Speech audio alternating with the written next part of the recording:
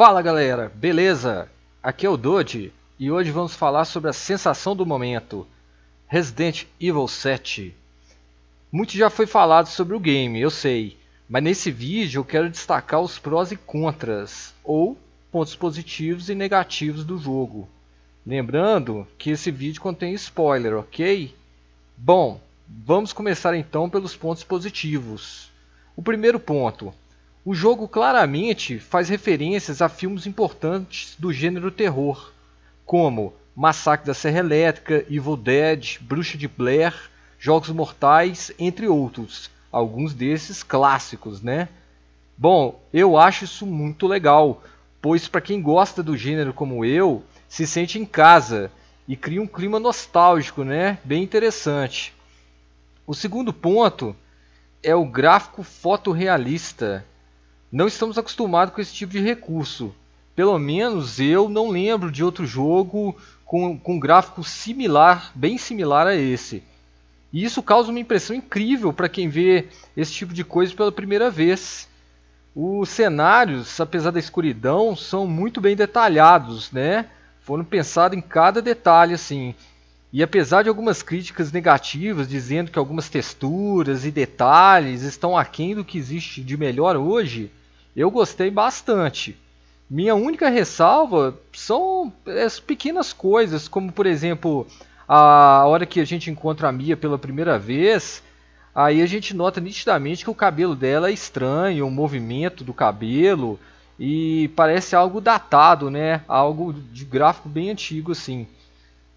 Bom, o terceiro ponto é o clima de tensão, talvez seja um dos maiores pontos positivos desse jogo.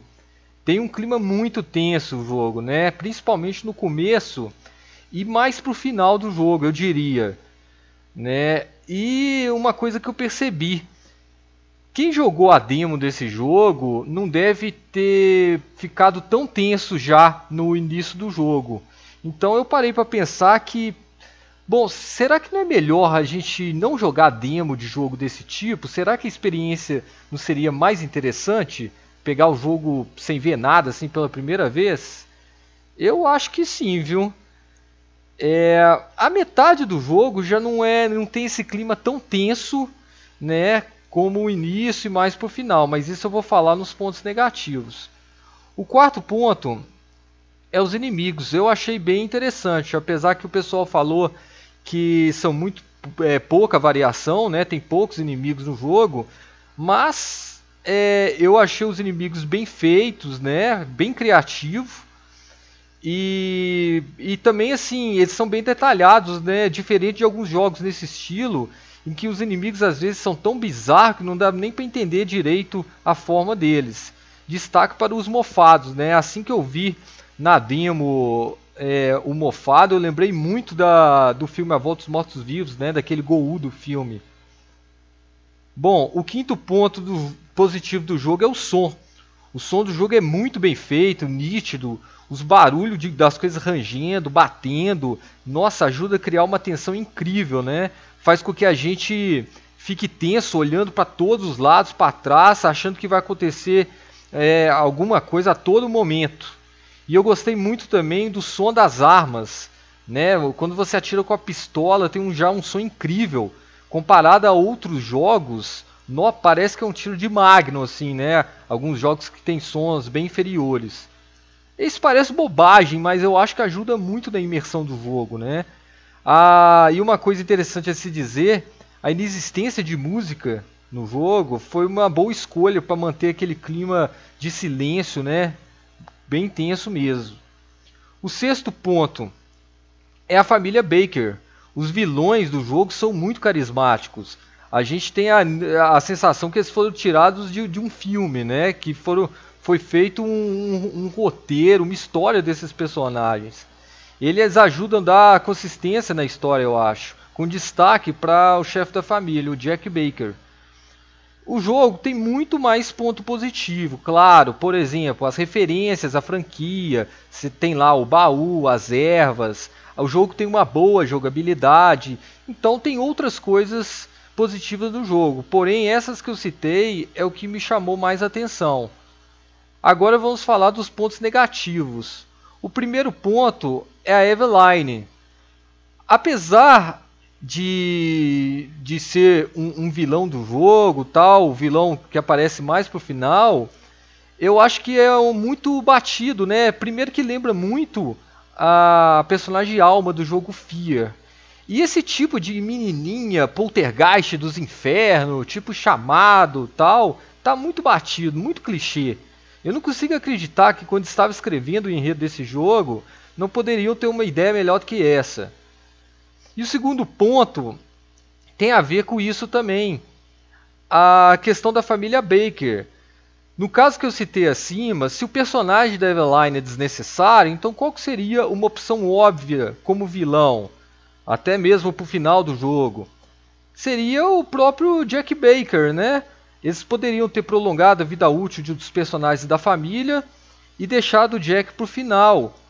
Vocês já repararam quantos jogos e filmes os produtores e diretores cometem esse erro? Ao invés de focar em apenas um vilão e desenvolver o personagem, eles colocam um monte de inimigo na história e exageram cada vez mais no desenrolar, como é o caso desse jogo mesmo e o inimigo final, que é o terceiro ponto que eu vou falar.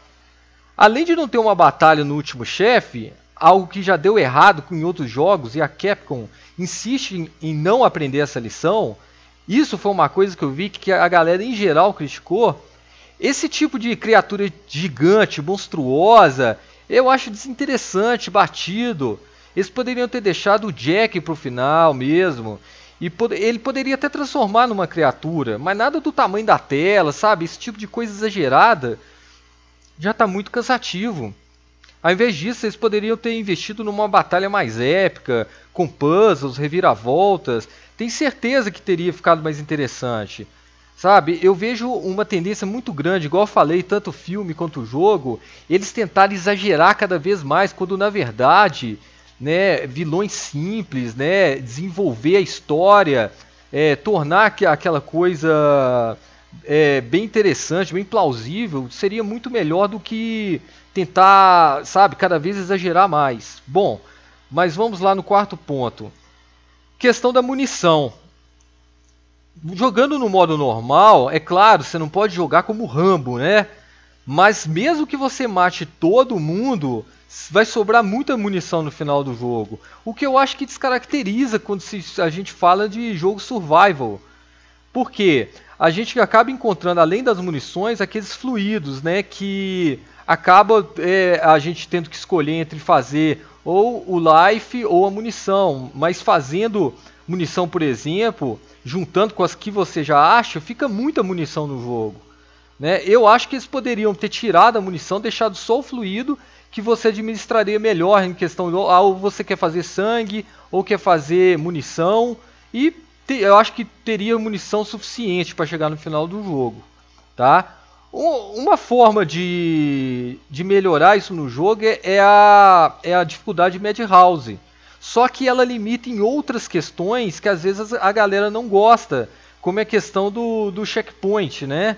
Então, o que seria o ideal? Se eles tivessem feito um modo personalizado que a gente poderia habilitar ou desabilitar recursos conforme o nosso gosto.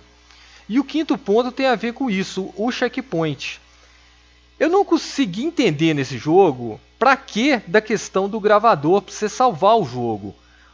Claro, na dificuldade Madhouse, o checkpoint é inexistente, né? E você tem que achar a fita para poder gravar o jogo. Tá, nesse ponto funciona, mas na dificuldade normal é a mesma questão que eu falei da munição anteriormente. Poderia ter os checkpoints, mas que não fossem tantos.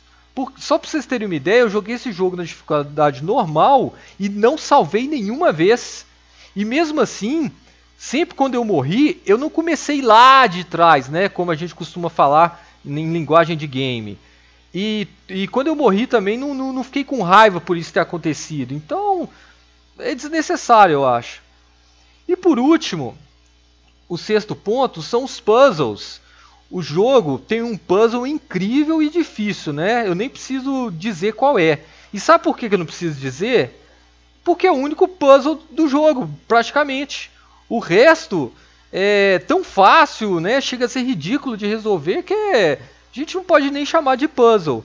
Eu acho isso uma falha, porque essa característica é uma marca do Resident Evil. E eu acho que um jogo nesse naipe merecia uma atenção melhor nesse quesito, né? Resumindo, galera, é um bom jogo? Sim, com certeza. Resident Evil 7 é um ótimo jogo. Sem dúvida, um dos melhores da franquia e também entre os melhores survival horror já feito. Pode-se perceber que a Capcom fez um bom trabalho de pesquisa e pegou elementos que funcionaram em vários jogos. É óbvio, né? A questão do Outlast, Amnésia, entre outros. Daqui pra frente, espera-se que esse clima seja mantido e que até mesmo essas falhas e outras possam ser revistas no próximo capítulo, né? E que ainda faça um jogo melhor ainda. Em uma escala de 5 estrelas, vamos colocar aí, eu acho que esse jogo merece 4. Não está entre os melhores jogos que eu já joguei, até porque os melhores são 5 estrelas, mas é um ótimo jogo. Bom, pessoal, eu espero que vocês tenham gostado desse vídeo. Deixe seu like aí, comente, se inscreva no canal também, porque isso ajuda muito. Em breve terão mais vídeos como esses e também vídeos de dicas relacionados ao mundo dos games. Valeu aí pela atenção, um abraço e até mais!